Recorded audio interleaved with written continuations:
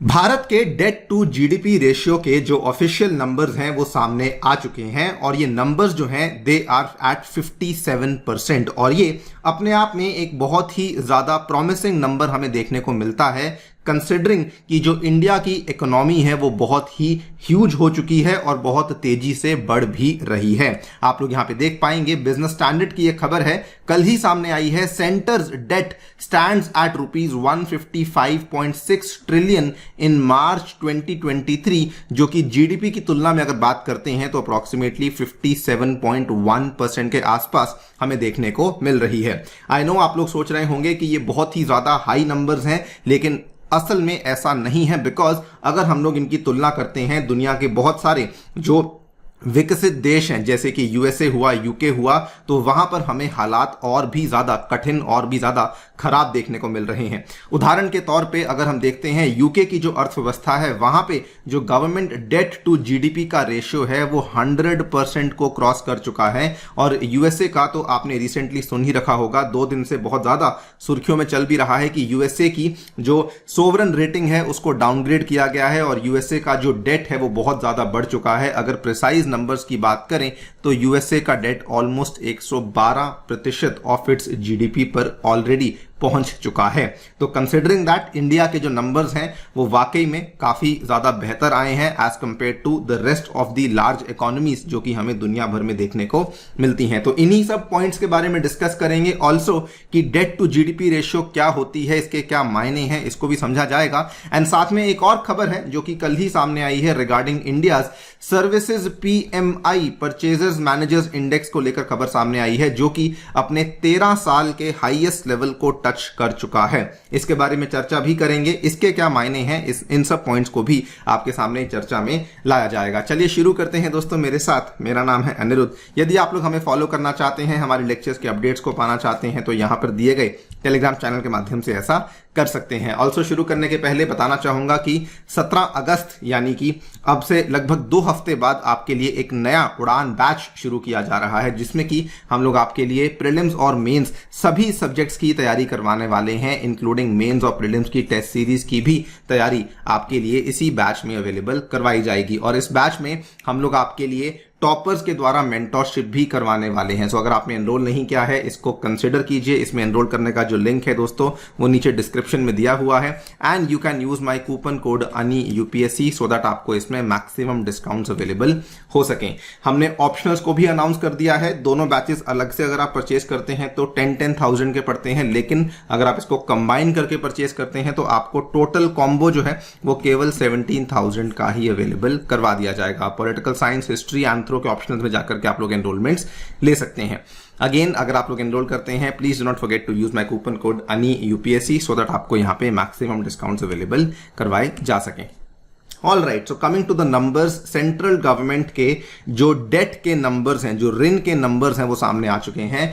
They are now standing at 155.6 lakh crore. अगर GDP की तुलना में बात करें तो 57.1% पे हमें देखने को मिल रहा है। ये अच्छी बात इसलिए है बिकॉज इंडिया में जो डेट टू जीडीपी के नंबर्स हैं ये एक डिक्लाइनिंग ट्रेंड पे हमें देखने को मिल रहे हैं। 2020-21 में जिस टाइम पे कोविड चल रहा था उस टाइम पे जो हमारे नंबर्स थे ये 61.5% ऑफ द जीडीपी पे था, लेकिन आज हमें यही 57.1% ऑफ जीडीपी पे देखने को मिल रहा है। बाय द वे ये नंबर्स हमारी केंद्र सरकार के हैं। अगर राज्य सरकारों के अगर हम लोग एकत्रित करके उन नंबर्स को बताएं तो राज्य सरकारों के जो नंबर्स हैं that is basically about 28% of their GDP. Now debt to GDP ratio basically क्या होता है, ये एक मेट्रिक है जो कि इकोनॉमी में इस्तेमाल किया जाता है जिसके माध्यम से हम लोग अलग अलग देशों की जो डेट टू जीडीपी है उसको कंपेयर करने की एक प्रयास करते हैं। बहुत सिंपल भाषा में कहें तो डेट टू जीडीपी यानी कि ऋण से जीडीपी अनुपात विश्वसनीय रूप से उस विशेष देश को अपनी ऋण चुकाने की क्षमता को इंगित करता है। यानी कि जितना भी डेट है जो कि गवर्नमेंट ने ले रखा है, जितना भी उधार है, जितना भी ऋण है जो कि सरकार ने ले रखा है, वो जीडीपी की तुलना में इसलिए किया जाता है कि क्या कल को वो सरकार उस डेट को पे बैक कर पाएगी या फिर नहीं कर पाएगी। एंड वेरी वेरी ऑब्वियस सी बात है कि अगर ये नंबर बहुत हाई होता है इसका मतलब कि कंट्री अपने ऋण को नहीं चुका पाएगी। उस केस में वो डिफॉल्ट कर सकती है, उस केस में वहां पर आर्थिक संकट आ सकता है उस केस में कंट्री की जो इमेज है वो दुनिया भर में काफी नीचे आ सकती है। ऑब्वियसली अगर ये नंबर्स लोअर हैं उस केस में कंट्री के लिए सारे अच्छी अच्छी चीजें यहां पर हो सकती हैं। और यहीं पर इंडिया का नंबर हमने बताया 57.1% है। ये बाकी अर्थव्यवस्थाओं की तुलना में काफी ज्यादा रीजनेबल, काफी मैनेजेबल है, बिकॉज यूके इकोनॉमी का जो डेट है वो 100% को क्रॉस कर चुका है। This has been seen for the first time since 1961। और ये भी आप देख सकते हैं, ये वाली जो डेवलपमेंट है जस्ट आज से 1 महीना पहले की ही है। वहीं पे यूएस इकोनॉमी की बात करें तो यूएस इकोनॉमी के हालात तो असल में काफी ज्यादा खराब चल रहे हैं। यूएस इकोनॉमी का अगर हम debt to GDP percentage terms में बात करते हैं तो 112% पे पहुंच चुकी है। और अगर हम लोग वैसे नेशनल डेट की बात करते हैं तो $31.4 ट्रिलियन को क्रॉस कर चुकी है। आपको जानकर काफी हैरानी होगी, इतना ज्यादा डेट है आज यूएस इकोनॉमी पे जितना कि 4 बड़े देशों को मिलाकर भी देखने को नहीं मिलता। चाइना के ऊपर $14 ट्रिलियन का है, जापान के ऊपर $10.2 ट्रिलियन का है, फ्रांस 3.1, इटली $2.9 ट्रिलियन। इन सभी को मिला भी दें तब भी यूएस इकोनॉमी के ऊपर जो हमें डेट है वो बहुत ज्यादा हाई देखने को मिलता है। That is precisely one of the reasons की जो फिच की रेटिंग एजेंसी है उसने यूएस की जो रेटिंग है उसको काफी ज्यादा गिरा दिया है। To give you one more example, पिछले साल आपने सुना होगा श्रीलंकन इकोनॉमी के बारे में, तो श्रीलंकन गवर्नमेंट का जो डेट था वो 115.2% पे पहुंच चुका था जिस टाइम पे श्रीलंका में बैंकरप्सी को डिक्लेयर किया गया था। और ये डिक्लेयर कर दिया गया था कि श्रीलंकन जो इकोनॉमी है वो बेसिकली डिफॉल्ट कर चुकी है। Coming back to India, so India के केस में जो नंबर्स हैं वो बहुत ही प्रॉमिसिंग देखने को मिल रहे हैं। बल्कि एक और बड़ा अच्छा आंकड़ा है जो कि इंडिया को लेकर सामने आया है, that is the metric of gross fixed capital formation, जिसको कि हम लोग जीएफसीएफ बोलते हैं।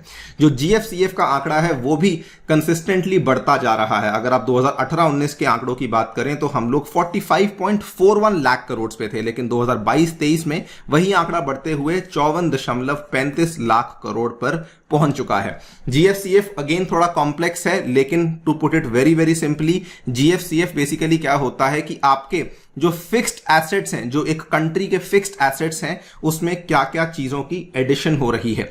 ठीक है, फॉर एग्जांपल अगर हम बात करते हैं कंस्ट्रक्शन में, मशीनरी में, इक्विपमेंट में, ये कुछ कुछ फिक्स्ड एसेट्स हैं, इसमें क्या क्या एडिशंस हो रही हैं, तो इसमें हमें एडिशंस देखने को मिल रही हैं।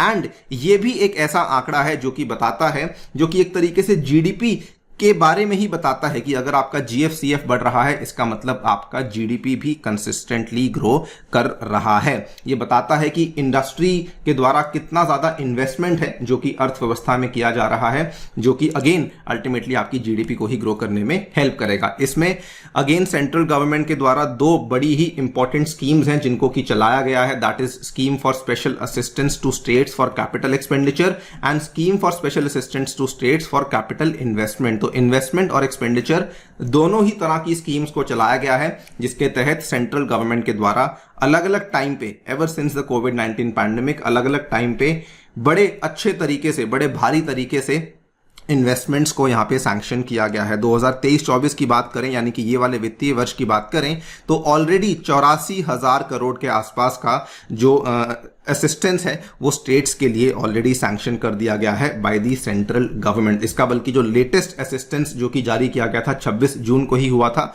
56,000 करोड़ का ये अप्रूवल था, जिसका ब्रेकडाउन भी आप लोग यहां पे देख सकते हैं कि अलग अलग स्टेट्स को किस तरीके से ये वाला पैसा दिया जाएगा। नेक्स्ट इंपॉर्टेंट थिंग जो कि बताता है कि इंडियन इकोनॉमी एक अच्छे ट्रैक पे है, वो है इंडिया में किया जाने वाला केपेक्स। जी हां, इसे कहा जाता है कैपिटल एक्सपेंडिचर, और इंडिया में capital expenditure led growth strategy हमें देखने को मिल रही है एज अपोज टू ओपेक्स, जिसको कि हम लोग ऑपरेशनल एक्सपेंडिचर बोलते हैं।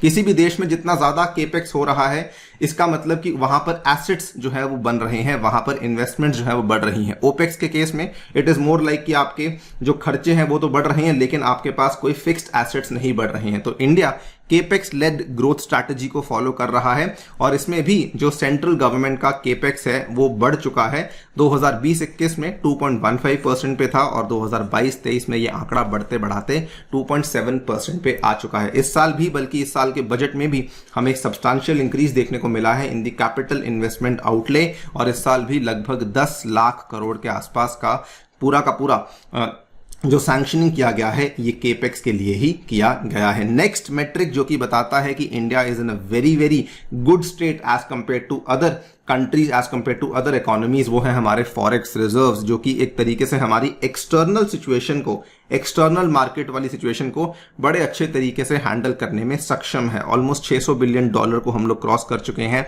इनफैक्ट रिसेंटली हमने $609 बिलियन के आंकड़े को भी टच किया था।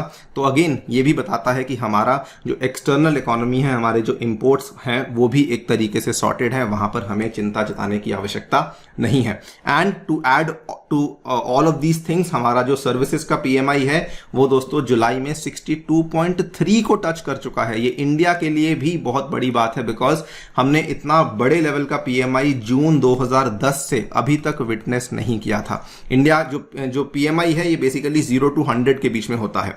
अगर 50 से ऊपर है और अगर ये बढ़ रहा है, इसका मतलब कि आपकी इकोनॉमी में हमें एक्सपेंशन देखने को मिल रही है। अगर ये 50 से नीचे है और कम हो रहा है, इसका मतलब कॉन्ट्रैक्शन देखने को मिल रही है। अगर 50 पे ही रुका हुआ है, इसका मतलब कोई बदलाव देखने को नहीं मिल रहा। And as obviously in general अगर एक पीएमआई ज्यादा है, इसका मतलब आपकी इकोनॉमी के लिए पॉजिटिव साइंस देखने को मिल रहे हैं। It indicates that manufacturing and services sectors are performing well and they are also contributing to the economic growth. तो इंडिया में हमें एक स्टैगरिंगली हाई पीएमआई देखने को मिला है। So very comfortably we can basically say that India is on the track to becoming a 5 trillion economy. और in fact बहुत सारे कदम हैं जो कि सरकार के द्वारा लिए गए हैं। GST, IBC, insolvency, bankruptcy code, corporate tax rate में कटौती करना, make in India, startup India वगैरह वगैरह, बहुत सारी चीजें हैं जो कि इस दिशा में ली जा रही हैं। होपफुली कहा जा रहा है कि हम लोग जल्द ही इस लिस्ट में नंबर 5 से हम लोग जल्द ही नंबर 3 पे पहुंच जाएंगे। बल्कि कहा तो ये जा रहा है कि जर्मनी को तो शायद इंडिया इसी साल पछाड़ सकता है, मोस्टली इस साल के अंत तक या फिर अगले साल की शुरुआत तक, लेकिन इवेंचुअली हम लोग जापान को भी पछाड़ देंगे और हम लोग दुनिया की 3rd largest economy in terms of GDP बन जाएंगे। दोस्तों आपकी इस पूरे की पूरी चीज को लेके क्या राय है हमें कमेंट सेक्शन में डेफिनेटली बताइए। जाने से पहले बताना चाहेंगे कि परसों यानी कि रविवार के दिन सुबह 6 अगस्त को आपको आना है, समुद्र मंथन में अपीयर करना है। यूपीएससी लेवल के क्वेश्चंस आपके लिए दिए जाएंगे। अगर आपने एनरोल नहीं किया है इसमें डेफिनेटली एनरोल कीजिए। एंड बाकी हमारे एनसीईआरटी कोर्सेज आपके लिए अनाउंस कर दिए गए हैं, इनको जाकर के आप लोग डेफिनेटली चेकआउट कर सकते हैं, जो कि अगस्त 7 से स्टार्ट होने वाले हैं। Thank you so much for listening, stay tuned and stay safe.